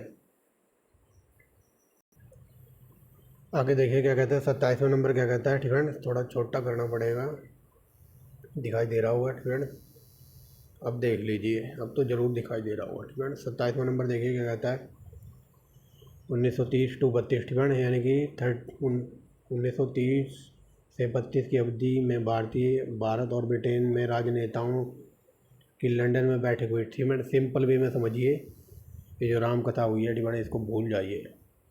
ये बात बताया जा रहा है कि जो 1930, ठीक है ना, 1930 से और 1932 के बीच जो गोलमेज सम्मेलन चले थे तीन। ठीक है, तो एक्चुअली में वो 3 गोलमेज सम्मेलन नहीं थे, वो एक ही गोलमेज सम्मेलन था।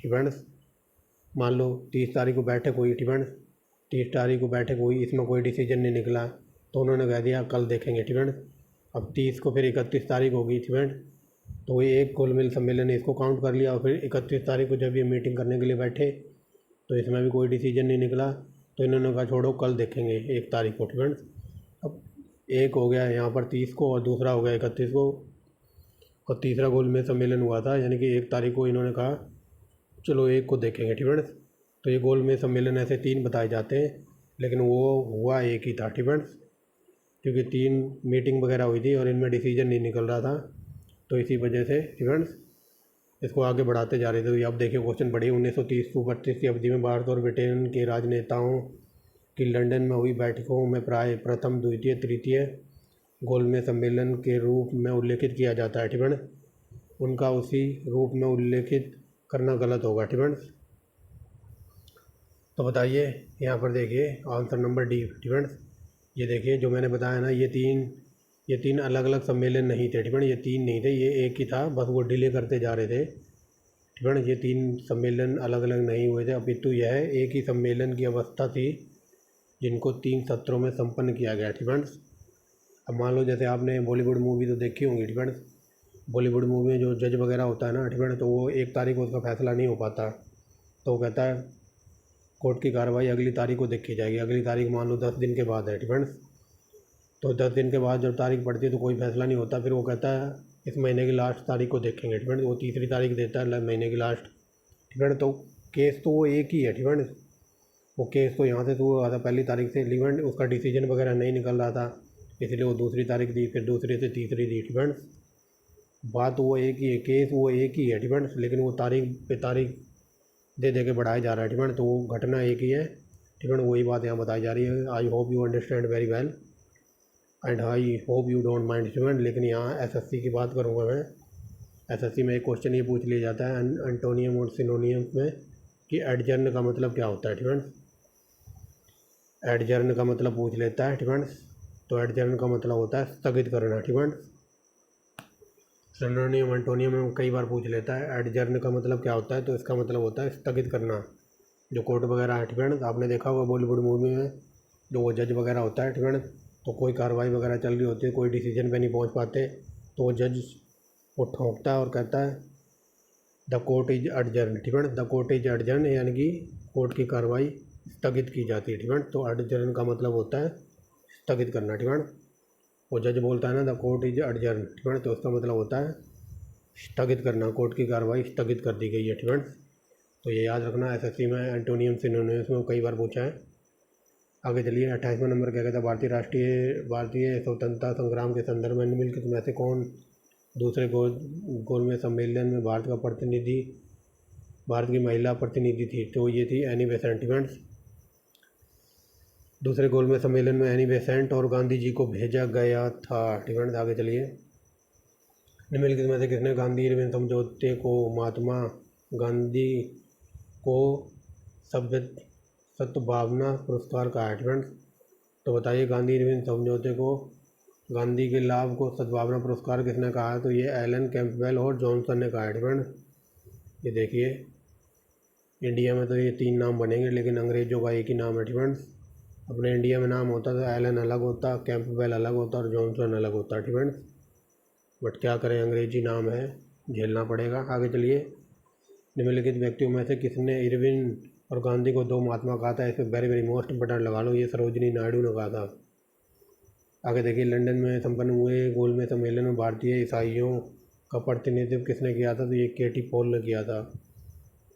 आगे चलिए गांधी इरविन समझौते हुआ मुख्य रूप से, ठीक है। गांधी इरविन समझौता हुआ मुख्य रूप में या मुख्य रूप से, तो ये देखिए गोलमेज सम्मेलन में कांग्रेस की भागीदारी सहज करने के लिए गांधी इरविन समझौता हुआ था। आगे देखिए महात्मा गांधी दिसंबर 1931 में खाली हाथ कहाँ से भारत आ लौटे थे, तो मैंने बताया ना ये लंदन से खाली हाथ लौटे थे, कुछ भी रिजल्ट नहीं निकला था। आगे देखिए द्वितीय गोलमेज सम्मेलन किस प्रश्न पर असफल रहा, ठीक है। द्वितीय गोलमेज सम्मेलन क्यों असफल रहा है, तो ये सांप्रदायिक प्रतिनिधित्व के लिए असफल हो गया था। आगे देखिए 36वां नंबर क्या कहता है, निम्नलिखित में से किसने गांधी इरविन समझौते का प्रारूप तैयार किया था, तो ये थे हेबर्ट इमर्सन, ठीक है, हेबर्ट इमर्सन। आगे देखिए बर्किंगम, ठीक है, बट करंट में इसको बोलते हैं बर्मिंगम, ठीक है, बर्किंगम या फिर बोल लो करंट में बर्मिंगम पैलेस, ठीक है, बर्मिंगम पैलेस में 1931 में महात्मा गांधी की जॉर्ज पंचम से मुलाकात कब हुई थी, ठीक है। तो ये very very most important question है और एकदम डीप लेवल का है, ठीक है। तो इनमें से बताइए, यहाँ पर पूछा है कि महात्मा गांधी और क्या कहते हैं जो इनका राजा था जॉर्ज पंचम, ठीक है। तो महात्मा गांधी से उसने कब मुलाकात की थी, ठीक है, तो बताइए कब की थी। और यहाँ गलत बताना है, ठीक है, यहाँ पर गलत बताना है कि महात्मा गांधी और उसकी मुलाकात के बीच में कौन सा कथन गलत है, ठीक है। तो देखिए कौन सा कथन गलत है, ठीक है। पहले सही पढ़ते हैं। बर्मिंघम पैलेस में सर सैमुअल हॉरे ने गांधी का परिचय सम्राट से करवाया था, ये सही है, लेकिन ये गलत है, ठीक है। ये एकदम डीप लेवल का क्वेश्चन है। ये हुई तो थी 1931 में और नवंबर में हुई थी, लेकिन ये 15 नवंबर को नहीं हुई थी। जो गांधी और उनके सम्राट की जो वार्ता वगैरह हुई थी तो हुई थी 5 नवंबर, ठीक है, 5 नवंबर 1931 में हुई थी। यहाँ पर लिखा है 15 नवंबर, इसी वजह से ये गलत है और हमको गलत ही ढूंढना था। आगे देखिए सम्राट ने पूछा, गांधी महोदय आपने मेरे पुत्र की भारत यात्रा का बहिष्कार क्यों किया, ठीक है। गांधी ने उत्तर दिया, मैंने उनका बहिष्कार आपके पुत्र के रूप में नहीं किया बल्कि ब्रिटिश ताज के प्रतिनिधि के रूप में किया था, ठीक है। तो ये गलत है, उनकी गांधी जी से मुलाकात हुई थी 15 नहीं 5 नवंबर को, ठीक है, तो याद रखेंगे। और यहाँ पर गांधी को बहुत ही भला बुरा कहा गया था, ठीक है, क्योंकि जो इंग्लैंड के लोग वगैरह थे, गांधी जी तो अपने सिंगल धोती में रहते थे, ठीक है, लेकिन जो वहाँ के लोग वगैरह थे तो वो गांधी जी को जब भी देखते थे बर्मिंघम पैलेस में तो वहाँ गांधी जी के पास जाते थे और उनको भला बुरा कहते थे कि गांधी जी आप पूरे कपड़े पहन लीजिए, राजा से तभी मिलोगे, आप पहले ढंग के कपड़े पहन लीजिए। तो गांधी जी उनको कह देते थे कि मुझे पूरे कपड़े पहनने की ज़रूरत नहीं है, जो तुम्हारा राजा है वो मुझसे ज़्यादा कपड़े पहने हुए हैं, ठीक है। तो ऐसे ऐसे गांधी जी उनकी झंड फैलते थे, बट वो लोग बहुत ही आरामी थे, ठीक है। मैं ज़्यादा डीप में जाना चाहता, बाकी आप गूगल कर सकते हैं, ठीक है। तो गांधी को अदनगन फ़कीर वगैरह कहा जाता था कि गांधी जी आप ढंग के कपड़े पहन लीजिए, आप हमारे राजा से मिलने वाले हैं और आपको कपड़े पहनने का ढंग नहीं है। तो गांधी जी कहते थे मैंने जितने कम कपड़े पहने हुए हैं उससे ज़्यादा जो तुम्हारा राजा है, ठीक है, उसने भी तो ज़्यादा कपड़े पहने हुए हैं, ठीक है। तो चलिए मेरे बदले मतलब तुम्हारे राजा ने बहुत सारे कपड़े पहने हुए हैं, ठीक है, ऐसे बोल सकते हो आप। 38 नंबर देखिए क्या कहता है, लंदन में द्वितीय गोलमेज सम्मेलन का आयोजन केंद्र, तो ये सेंट पैलेस में हुआ था, ये वेरी वेरी मोस्ट इंपोर्टेंट है। आगे देखिए अगला क्या कहता है, द्वितीय और तृतीय गोलमेज सम्मेलन किस उर्दू कवि को इनवाइट किया गया था। द्वितीय और तीसरे गोलमेज सम्मेलन में एक उर्दू कवि था, तो वो था मोहम्मद इकबाल को यहाँ पर इनवाइट किया गया था, ठीक है। आगे देखिए निम्नलिखित में से कौन से गोलमेज सम्मेलन में गांधी जी ने शिद्दत की थी या फिर इंटरफेयर किया था या फिर ये पहुँचे थे, तो द्वितीय गोलमेज सम्मेलन में इन्होंने भाग लिया था। आगे चलिए इनमें से किसने द्वितीय गोलमेज सम्मेलन में भाग नहीं लिया था, पंडित जवाहरलाल नेहरू ने, ठीक है। आगे देखिए निम्नलिखित में से कौन से 1931 में गांधी इरविन समझौते के मुख्य पहलू थे, तो बताइए। तो मुख्य पहलू बताना है ना, ठीक है। तो चलिए तो देखिए क्या क्या मुख्य पहलू थे। सविनय अवज्ञा आंदोलन को स्थगित करना, ये कई बार पढ़ लिया, ठीक है। बाद में होने वाले शिमला सम्मेलन में भाग लेना, तो ये गलत है। सविनय अवज्ञा आंदोलन की अवधि के करों का भुगतान करना, ठीक है, करों की बात नहीं हुई थी यहाँ पर हुआ था सविनय अवज्ञा आंदोलन को समाप्त करना या फिर रोकना, स्थगित करना, और हुआ था राजनीतिक बंदियों की मुक्ति, ठीक है, यानी कि जो कैदी वगैरह थे उनको आज़ाद कराना चाहती थी कांग्रेस या फिर महात्मा गांधी, ठीक है। तो ऐसा कुछ नहीं हुआ था। तो पहला चौथा सही है डिपेंड। बट कि अंग्रेज बहुत चालू थे, उन्होंने भगत सिंह वगैरह को नहीं छोड़ा। आगे चलिए, निम्नलिखित में से कौन सा गांधी इरविन समझौते के बारे में सही उपबंध सही नहीं था डिपेंड। तो सही नहीं था तो ये देखिए ऑप्शन नंबर डी पर आइए। यहाँ कहता है शोषित वर्गों के लिए 18% सीटों का आरक्षण वगैरह था, तो ये कथन गलत था डिपेंड्स। बाकी सही देख लेते हैं। ये देखिए कई बार पढ़ा दिया, सभी नवाग्या आंदोलन के सभी राजनीतिक कैदियों को तत्काल मुक्त करना, ये था डिपेंड्स। आगे देखिए, भारत में वित्तीय ऋण को पूरा करने के लिए 1931 में समझौते के खंड 2 में आरक्षणों तथा रक्षा पेयों को परिभाषित किया गया था। आगे देखिए, तृतीय पक्षों को पहले से ही बेची गई जब्ती ज़मीन वापसी डिपेंड। लेकिन ये एक सेकेंड, लेकिन ये उसमें शामिल नहीं था। शोषित वर्गों के लिए 18% सीटों का आरक्षण वगैरह डिपेंड। अब यहाँ गांधी इरविन समझौता ख़त्म होता है। अब चलते हैं सांप्रदायिक अधिनियम और पूना समझौता डिपेंड, यानी पूना पैक्ट के नाम से जाना जाता है। तो चलिए, मैंने शुरू में ही कहा था 170 प्लस क्वेश्चन है और थोड़ा डीप में और एकदम लंबी वीडियो चलेगी डिपेंड्स। देखिए, निम्नलिखित महान विभूतियों पर विचार कीजिए। पूना समझौता डिपेंड। पूना समझौता बताना किससे संबंधित है, ये वेरी वेरी मोस्ट इम्पोर्टेंट है। तो बताइए किससे संबंधित। तो पहला देखिए डिपेंड, बी आर अम्बेडकर तो होंगे ही डिपेंड्स। दूसरा नहीं था डिपेंड, टी प्रकाशम इसमें शामिल नहीं थे डिपेंड। अम्बेडकर और मदन मोहन मालवीय, यानी कि पहला और तीसरा ऑप्शन नंबर बी डिपेंड। ये देखिए, आगे चलिए 1932 डिपेंड्स। 1932 में पूना समझौते के साथ किसका सीधा संबंध था, तो ये भारतीय दलित वर्ग के संबंध में था ये पूना पैक्ट। आगे देखिए, पूना पैक्ट संबंधित है तो दलित वर्ग से संबंधित है, कई बार बता दिया। आगे चलिए, निम्नलिखित डिपेंड्स। निम्नलिखित में से किस एक का संबंध 1932 के पुणे समझौते से था, तो भारतीय दलित वर्ग का। ये क्वेश्चन ऐसे ही बना है। आगे देखिए, पूना समझौते का उद्देश्य क्या था, दलित वर्गों का प्रतिनिधित्व, दलित वर्गों को प्रतिनिधित्व देना या फिर इनको भी थोड़ा बहुत हिस्सा वगैरह देना, प्रतिनिधित्व देना। पूना समझौते के बारे में कौन सा कथन सही नहीं है डिपेंड, तो सही नहीं है। इसी पे देखते हैं ऑप्शन नंबर डी को देखिए, गांधी जी ने डिपेंड। गांधी जी ने उसकी घोषित अवधि के अंत तक अपना उपवास नहीं तोड़ा डिपेंड, तो ये गलत है। बाकी जो सही है इसे भी देख लीजिए, आप पढ़ लीजिए डिपेंड्स। आई होप पढ़ लिया होगा। अब चलते हैं आगे डिपेंड, थोड़ा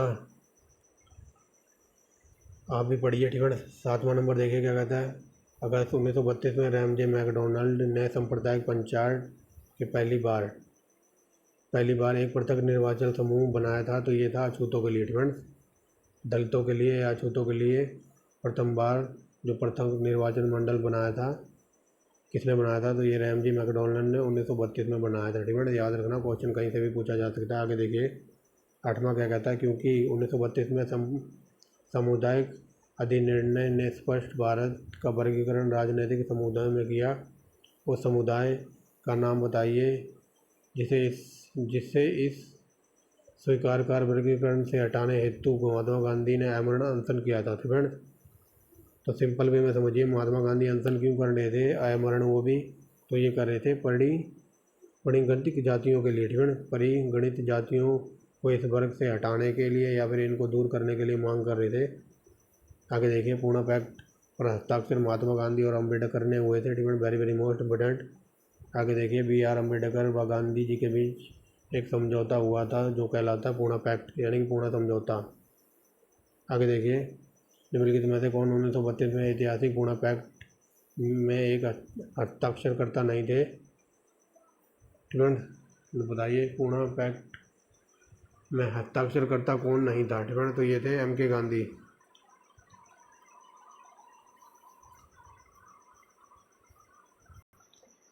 डिपेंड। तो इसका आंसर हो जाएगा ऑप्शन नंबर डी डिपेंड। 11वें का ऑप्शन नंबर डी, मतलब महात्मा गांधी ने यहाँ पर पूछा, निम्नलिखित में से 1932 में ऐतिहासिक पूना पैक्ट में हस्ताक्षरकर्ता नहीं था, तो महात्मा गांधी ने हस्ताक्षर नहीं किए थे डिपेंड। लेकिन अभी आप कहोगे के ऊपर पढ़ा के आए हो कि पूना पैक्ट में हस्ताक्षर किए थे डिपेंड, तो पूना पैक्ट हुआ था महात्मा गांधी और क्या कहते हैं अम्बेडकर के बीच में डिपेंड। बट यहाँ पर क्वेश्चन ये समझिए डिपेंड, पूना पैक्ट में महात्मा गांधी की तरफ से, यानी कि हिंदुओं के हिंदुओं की तरफ से महात्मा गांधी की तरफ से हस्ताक्षर किए थे मदन मोहन मालवीय ने डिफेंस, यानी कि महात्मा गांधी की तरफ से इन्होंने हस्ताक्षर किए थे मदन मोहन मालवीय ने डिफेंस, याद रखेंगे। तो ये देखिए डिफेंस, यहाँ पर एक तरफ से थे गांधी जी डिफेंस, और गांधी जी के बदले इन्होंने हस्ताक्षर किए थे डिफेंस, समझ गए होंगे डिफेंस। तो देखिए हम गूगल पे आ गए हैं और यहाँ देखिए पढ़िए, देखिए क्या लिखा है डिफेंस। ये गूगल पे मैंने खोला है तो यहाँ देखिए पूरा फैक्ट डिफेंस। ये देखिए 24 सितंबर को शाम 5 बजे 23 लोगों ने हस्ताक्षर किए। ये देखिए यहाँ से मदन मोहन डिफेंस, मदन मोहन मालवीय ने हिंदुओं और महात्मा गांधी की ओर से डिफेंस दिखाई दे रहा होगा मदन मोहन मालवीय ने। एक सेकंड, अब देखिए डिफेंस, मदन मोहन मालवीय ने हिंदुओं और महात्मा गांधी की ओर से, अंबेडकर ने अछूतों की ओर से हस्ताक्षर किए डिफेंस, समझ गए होंगे डिफेंस, दिखा दिया है। मतलब मदन मोहन मालवीय ने गांधी की ओर से और अंबेडकर ने अछूतों की ओर से हस्ताक्षर किए थे डिफेंस, समझ गए होंगे। अब चलते हैं वापस वीडियो पे डिफेंस। तो देखिए हम वापस वीडियो पर आ गए हैं। मतलब महात्मा गांधी की जगह किसने किए थे? मदन मोहन मालवीय ने डिफेंस, समझ गए होंगे। आई hope you understand very well. बाकी आप गूगल कर सकते हो, जो कि मैंने करके भी दिखा दिया डिफेंस। आगे देखिए निम्नलिखित में से किसने सांप्रदायिक अधिनिर्णय घोषित किया था? तो रैमजी मैकडोनाल्ड ने डिफेंस। आगे देखिए सांप्रदायिक अधिनिर्णय की घोषणा के बाद निम्नलिखित में से किसे संपादित किया गया था? तो पूर्ण pact defence, very very most important ये। आगे देखिए अगला क्या कहता है। 1932 में महात्मा गांधी ने मरणोपरांत उपवासना प्रधानता इसलिए किया था डिफेंस। ये पूछा जा रहा है कि महात्मा गांधी ने 1932 में जो मरण अनशन किया था वो किस लिए किया था? तो चलिए देखिए ऑप्शन नंबर सी पर आइए डिफेंस, यानी कि रैमजे मैकडोनाल्ड ने सांप्रदायिक अधिनिर्णय की घोषणा कर दी थी डिफेंस। जो सांप्रदायिक अधिनिर्णय की घोषणा की थी मैकडोनाल्ड ने, तो इसकी वजह से गांधी ने कहा था अब मैं आमरण अनशन करूंगा डिफेंस। ये देखिए गांधी जी ने प्रथम बार आमरण अनशन प्रारंभ किया तो ये कैमनल अवार्ड के समय डिफेंस, यानी कि सांप्रदायिक के समय डिफेंस। आगे देखिए पूर्णा पैक्ट कैमनल अवार्ड के उद्देश्य का धराशायी कर दिया डिफेंस। पूर्णा पैक्ट ने कैमनल अवार्ड को धराशायी कर दिया। इसके माध्यम से संसद और विधानसभाओं में अनुसूचित जातियों और अनुसूचित जनजातियों के लिए सीट आरक्षण का मार्ग प्रशस्त हो गया डिफेंस। तो ये देखिए पढ़ने से ही सही लग रहा है डिफेंस, दोनों पढ़ने से सही लग रहे हैं, ए आर सही है और दोनों की व्याख्या भी हो रही है। आगे देखिए क्या कहता है। ब्रिटिश सरकार और महात्मा गांधी के मध्य सन 1932 में हस्ताक्षरपूर्ण समझौते का प्रावधान क्या था? तो ये देखिए ऑप्शन नंबर यहाँ पर देखिए D defence, option number D, हरिजनों के आरक्षण सहित संयुक्त निर्वाचन क्षेत्र डिफेंस, यानी कि हरिजनों को आरक्षण मिलना चाहिए और इनको निर्वाचन क्षेत्र में भी जगह मिलनी चाहिए डिफेंस, समझ रहे होगे। 18वां देखिए कई बार बता दिया है। सांप्रदायिक पंचायत निर्णय देने वाला ब्रिटिश प्रधानमंत्री कौन था? तो ये था रैमजे मैकडोनाल्ड।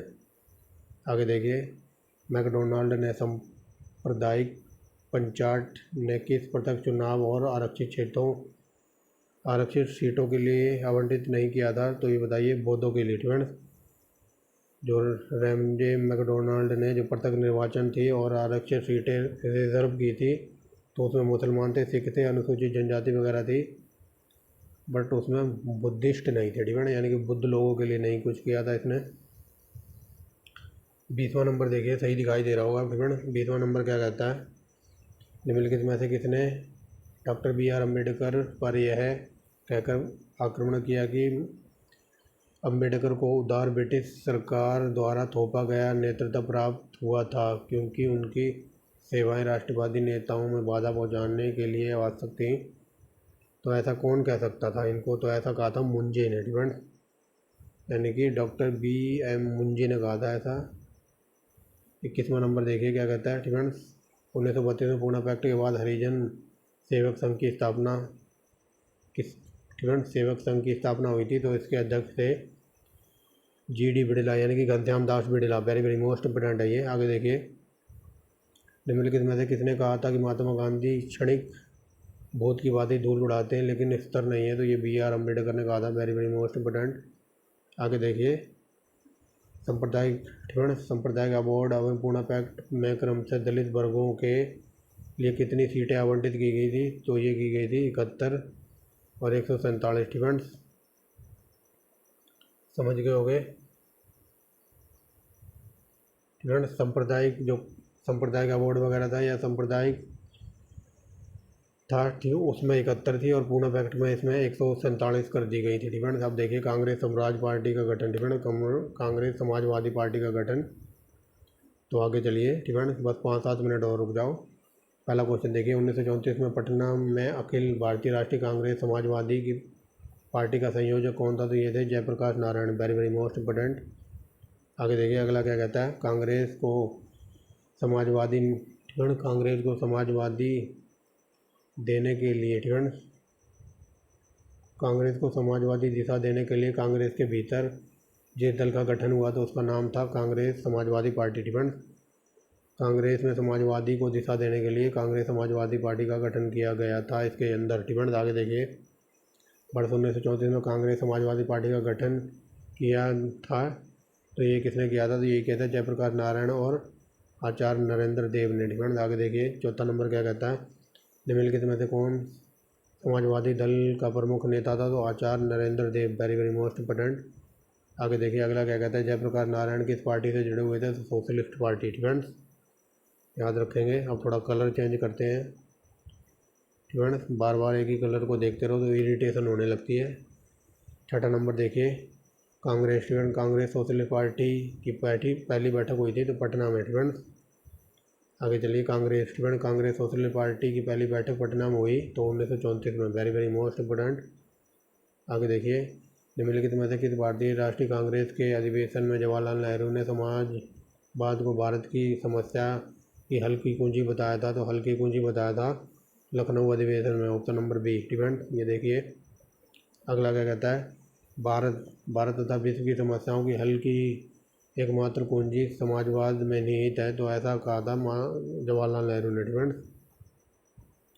10वां नंबर देखिए, कांग्रेस सोशलिस्ट पार्टी के संदर्भ में निम्न कथनों पर विचार कीजिए और यहाँ बताना कौन सा कथन सही है। स्टूडेंट तो चलिए देखते हैं कौन सा कथन यहाँ पर सही है। तो चलिए देखते हैं स्टूडेंट, इसने ब्रिटिश माल के बहिष्कार और करों का अपवचन या फिर इवेजन की वकालत की। स्टूडेंट यहाँ ये देखिए सिंपल वे में समझिए, इसने ब्रिटिश माल के बहिष्कार के और करों के अपचन की वकालत की थी तो ऐसा कुछ नहीं किया था। स्टूडेंट आगे चलिए, दूसरा क्या कहता है, यह सर्वहारा वर्ग का अधिनायक तत्व स्थापित करना चाहती थी तो ये भी गलत है। स्टूडेंट तीसरा देखिए क्या कहता है,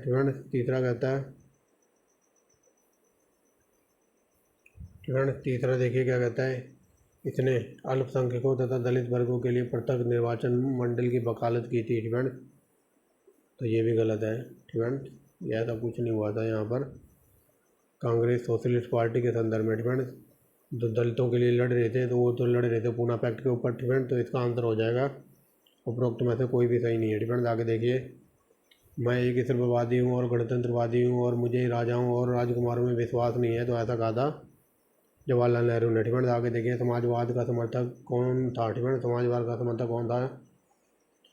1937 में ब्रिटिश शासन देसी राज्यों और जमींदारीवाद और पूंजीवाद को उखाड़ फेंकना चाहता था तो ये थे जवाहरलाल नेहरू। स्टूडेंट मैं समाजवादी हूँ तो ये जवाहरलाल नेहरू का कहना था। स्टूडेंट ठीक है, जवाहरलाल नेहरू ने ही कहा था।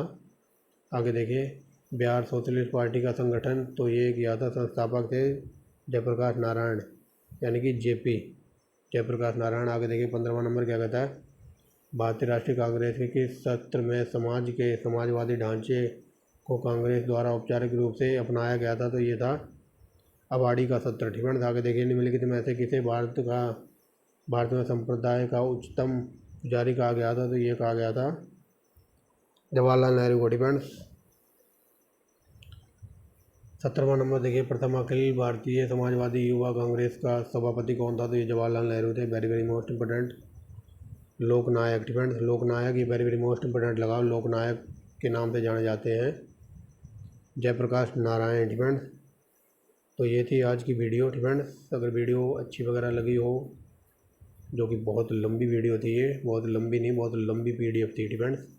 तो कोई न्यू स्टूडेंट वगैरह देख रहा हो फ्रेंड्स, तो आप चैनल को सब्सक्राइब कर सकते हैं ऐसी डीप में वीडियो देखने के लिए, UP PCS की तैयारी करने के लिए या फिर अदर स्टेट की PCS की तैयारी करने के लिए।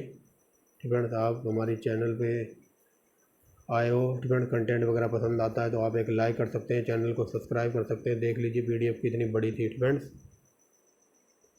तो आप एक लाइक कर सकते हैं फ्रेंड्स, सब्सक्राइब कर सकते हैं चैनल को। अगर अच्छी वीडियो लगी हो फ्रेंड्स, शेयर कर सकते हैं फ्रेंड्स। तो जुड़े रहिए ऐसे ही चौहान सर के साथ फ्रेंड्स, एकदम डीप में वीडियो देखने के लिए। अगर आपको इंडियन फ्रेंड्स, क्या बोल रहा हूँ, एंसेंट हिस्ट्री और क्या कहते हैं medieval history friends, ancient history Ramchandra Sharma की बुक से, मेडिवल हिस्ट्री सतीश चंद्रा की बुक से, और ये चल रही है हमारी विपिन चंद्रा की बुक से, और प्लस में स्पेक्ट्रम की बुक से 2000 क्वेश्चनों का निचोड़ प्रोवाइड करा रहा हूँ मैं आपको फ्रेंड्स। तो अगर इन सब की वीडियो का, अगर आपको वीडियो देखनी है फ्रेंड्स MCQ फॉर्म में या फिर थ्योरेटिकल कॉन्सेप्ट में, तो इसी वीडियो के डिस्क्रिप्शन में लिंक लगा दिया गया है, आप वहाँ जाकर देख सकते हैं फ्रेंड्स। अगर किसी को ट्रिक से डाटा देखना है तो ओनली ट्रिक के नाम से प्लेलिस्ट मिल जाएगी, वहाँ पर बहुत सारा डाटा अपलोड किया हुआ है फ्रेंड्स। और इसके साथ साथ हमारी वर्ल्ड ज्योग्राफी NCERT से, और इंडियन इकोनॉमी वो भी NCERT से चल रही है फ्रेंड्स। अब ये तीनों सब्जेक्ट चल रहे थे ना, मॉडर्न हिस्ट्री, NCERT और ये इंडियन इकोनॉमी फ्रेंड्स, ये तीनों सब्जेक्ट लगभग 80% कम्प्लीट हो गए हैं। और जैसे ये पूरे कंप्लीट हो जाएंगे तो इन 3 सब्जेक्ट को कर देंगे बंद, और फिर 3 सब्जेक्ट चलेंगे, बायोलॉजी, इंडियन ज्योग्राफी और चलेगी इंडियन पॉलिटी फ्रेंड्स।